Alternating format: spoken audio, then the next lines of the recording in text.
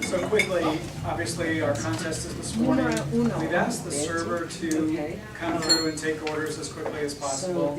And then she will be bringing in the food when we're not, when someone is not speaking. So we're trying not to interrupt the speakers. So that's how that process will work. 2 to 3 minutes for evaluation. So Thank you for ordering food. They do not charge us to use this space, so it's great if we can all contribute and buy some breakfast. the timers are. The club will pick up the coffee and tea, and then everyone else will have the breakfast. We will again meet here next week, so just a reminder on that. And our board meeting is actually, should be tomorrow, but we've had to move it back 1 week, so it will be a week from tomorrow, and it will be here. One last announcement quickly before we start is dues are due. So if you have checks this morning, you can please, just, you can give them to me at the end of the meeting, or Walt is still here right now, but he has to take off. You can give them to him right now. Otherwise, I think we're all set, and. Okay, so if you haven't put in your orders, please make sure you do that. And thank you all again very much for being here. Okay, and this is the speaking order. Are we doing it? We're going to do the tall tale contest second and the speaking target speaker first.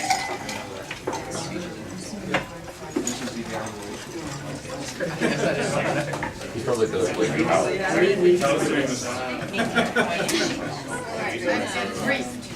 I'm sorry.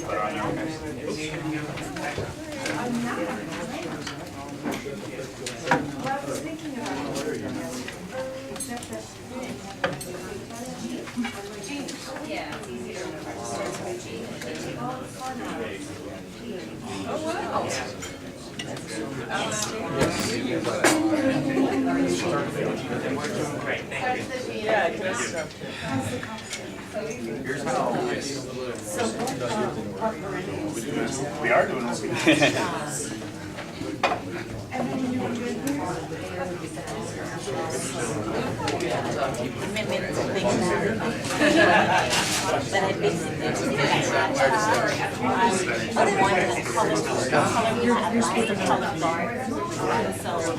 Well, first 270s jam, and then I get on the car to go run some. It doesn't make a lot of sense. It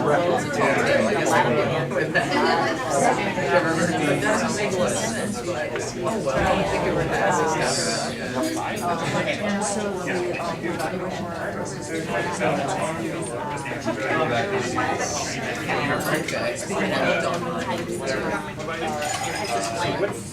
Oh, and I didn't realize that was our Toastmaster. Our Toastmaster, Keith Steckmesser. No, I didn't. I didn't. Morning, morning. We're going to get this show rolling here. All right. I don't know. Okay, my name is Keith Steckmesser. It's my pleasure to be your Toastmaster today.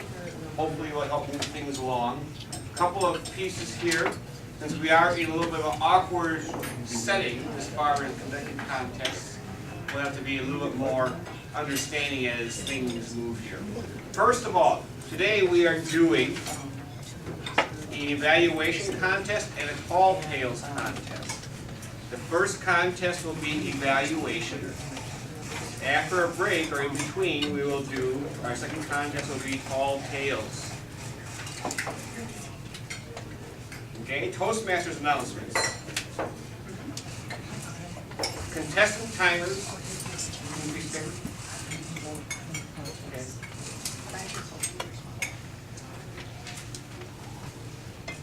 There's an off on here, so I'm looking at my notes when I'm trying to. Okay, you're speaking number 3. Contestants' timers, ballot counters, and such have all been briefed prior to the beginning of this contest. So 2:30. Everyone is aware of the Toastmaster International rules that governs this contest. Hopefully, no one enters or leaves the room during contestants' presentations, and the servers are not going to be serving that.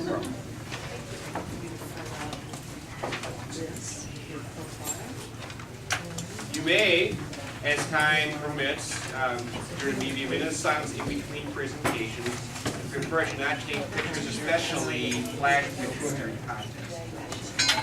Our Chief Judge, Joan Janis, has a few words as far as the rules today and the speaking area. Okay. Keith. Who ordered milk? Good stuff. Is it Holden? I have no idea. It's white. Good morning, everyone. We will begin this morning with our evaluation contest. And how this will work is everyone in the club who is a member of the club, who has paid their dues and eligible to vote. And we have forms for the evaluation contest, so we have ballots for the evaluation contest.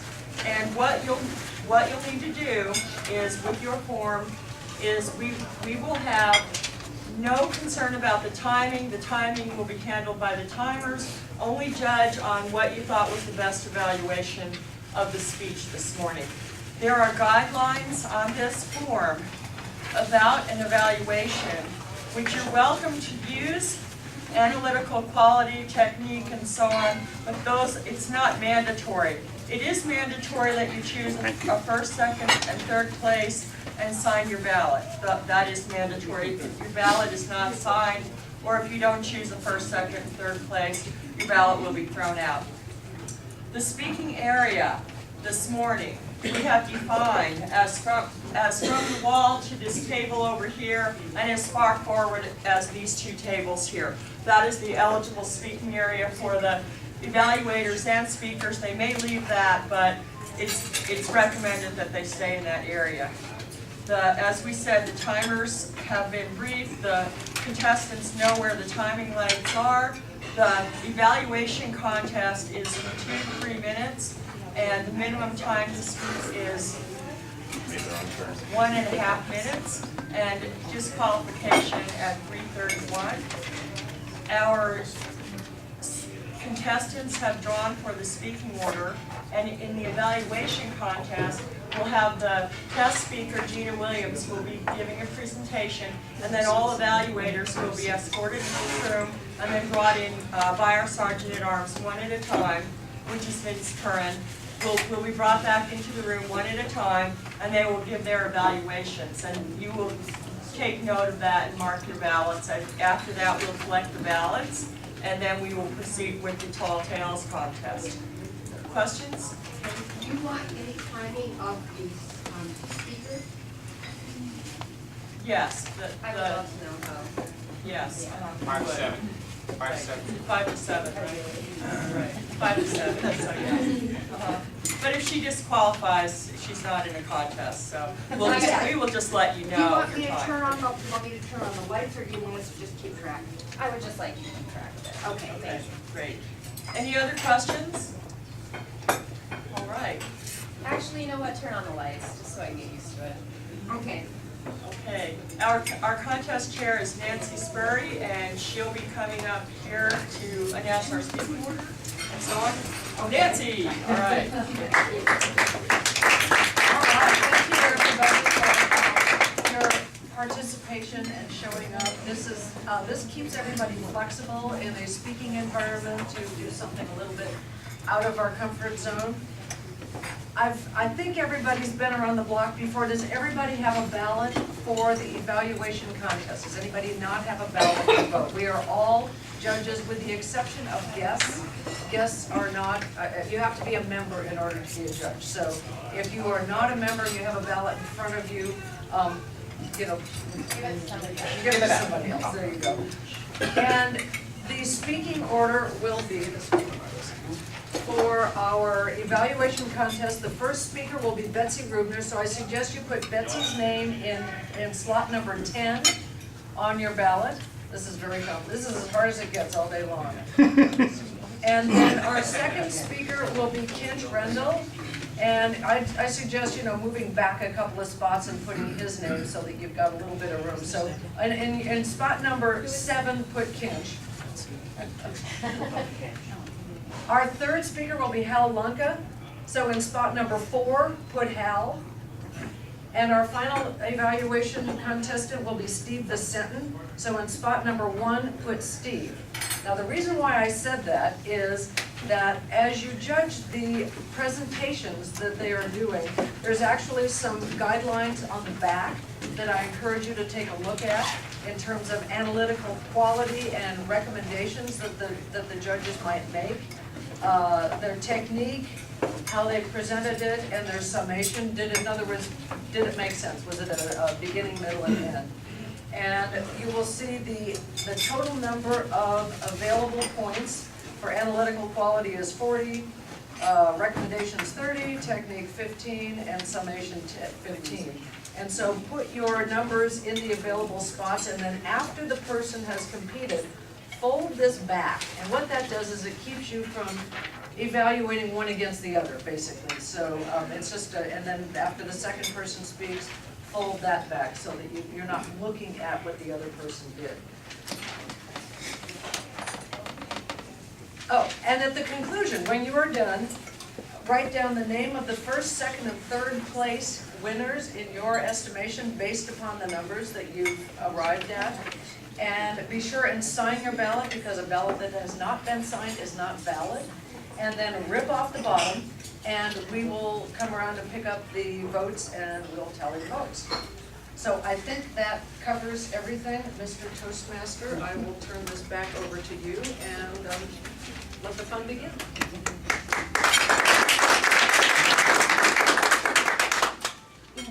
Before we begin the contest, I'd like to recognize our area governor, Pam Hertzog, is here today. And we are in area D5, and the contest following this is on October 2nd. Yes, the area contest on Wednesday, October 2nd. Wednesday, October 2nd, in the location. Englewood Public Library. You'll hear more about that information later. Our guest speaker today is Gina Williams. She joins us today as a member of Bob Ord Toastmasters. And we look forward to hearing her speech. And I'll present to you Gina Williams, coal miner's daughter, Gina Williams.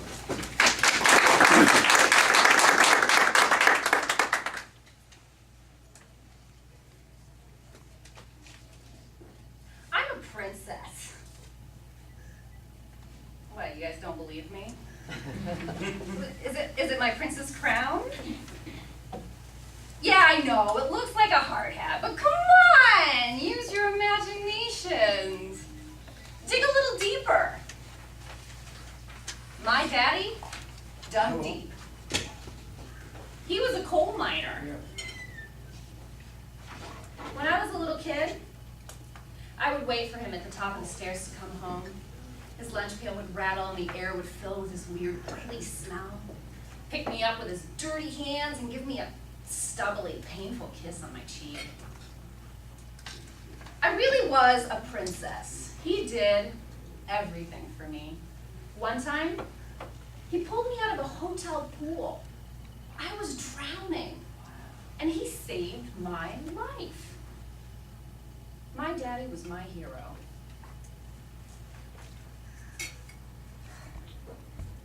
Oh, how things can change.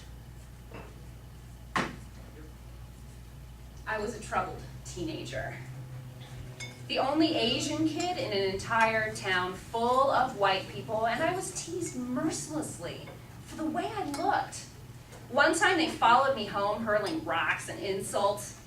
Slanty eyes, freak, Chinese chopsticks. And what struck me at that moment, other than the rocks, was, I'm not Chinese. If you're gonna be racist, at least get it right. But seriously, I couldn't believe that they couldn't see I was a human being. If only they would get past the slanty eyes and dig a little deeper. After a particularly bad day at school, I went home and my dad and I got into a row.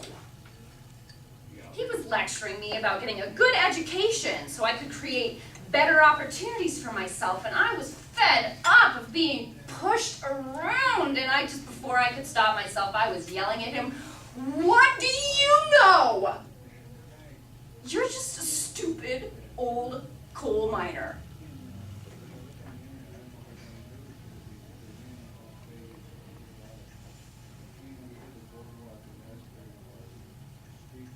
I wanted to tell him that I was furious with him for not being a cop or a lawyer or FBI or CIA. If he was somebody important, those kids wouldn't dare torture me the way they did. But he was just a coal miner. And I could see the hurt in his eyes, but it was too late to take it back. I was drowning again. But Daddy wasn't going to save me this time. How often we fail to dig deeper. How often we fail to see the tender, red-blooded human being inside.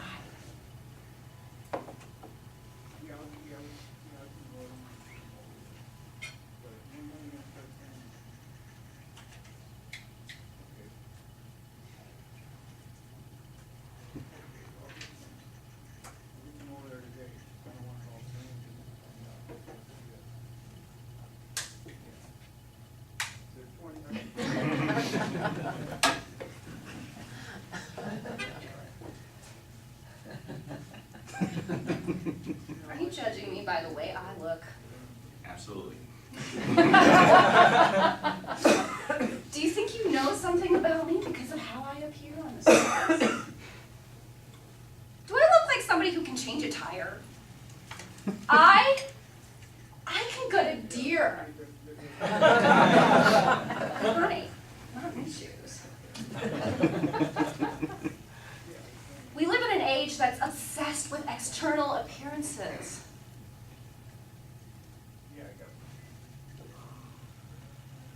We can't even look each other in the eye, much less dig deeper. We're so afraid of each other, and fear is contagious. I let those kids infect me, and then I infected my father.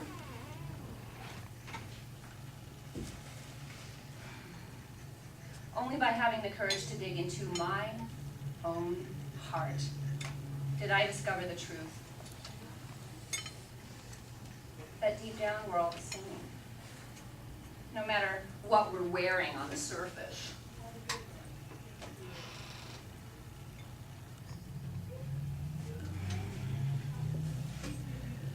So I'm not a princess. But I am the sole governing body of how I choose to treat other people. When my dad retired, I went to see him. We drove out and sat at the edge of the coal mine. All my life I slaved away in this hole, took care of you all every single day. Not bad for a stupid old coal miner. 20 years. 20 years my father had borne my curse. And I finally got the chance to say, Daddy, I'm sorry. And you know what? We're really the same. You dug for coal, I dig for the truth. We both go deep, looking for things that have been buried for a long time, and we bring them out to make warmth and light for other people. You are my hero. You taught me to dig deep.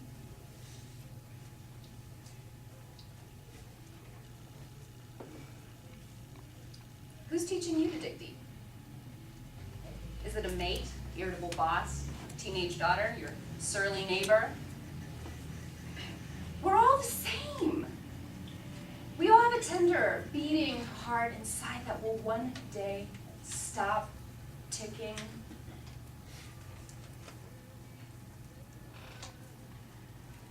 Make the most of it. Don't settle for what's on the surface. Don't miss the richness of life. Don't be afraid to get dirty. Roll up your sleeves and get in there. Dig deep. Sir?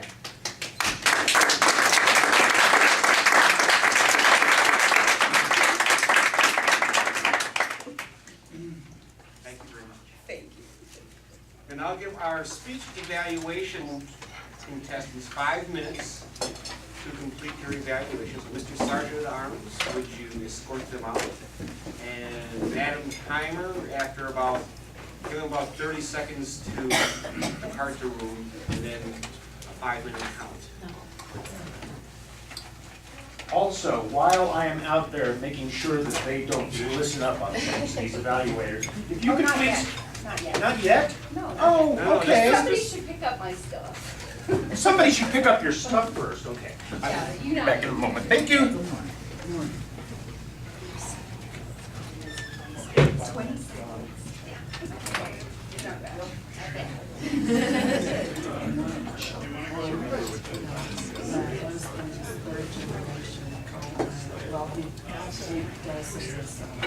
Okay, while they are getting settled, we'll give ourselves a moment here to transition.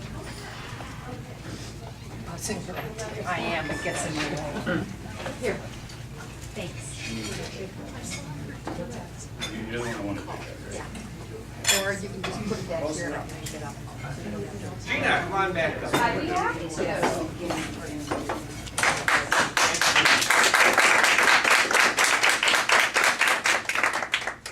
Okay, we met maybe a whole 15 minutes ago.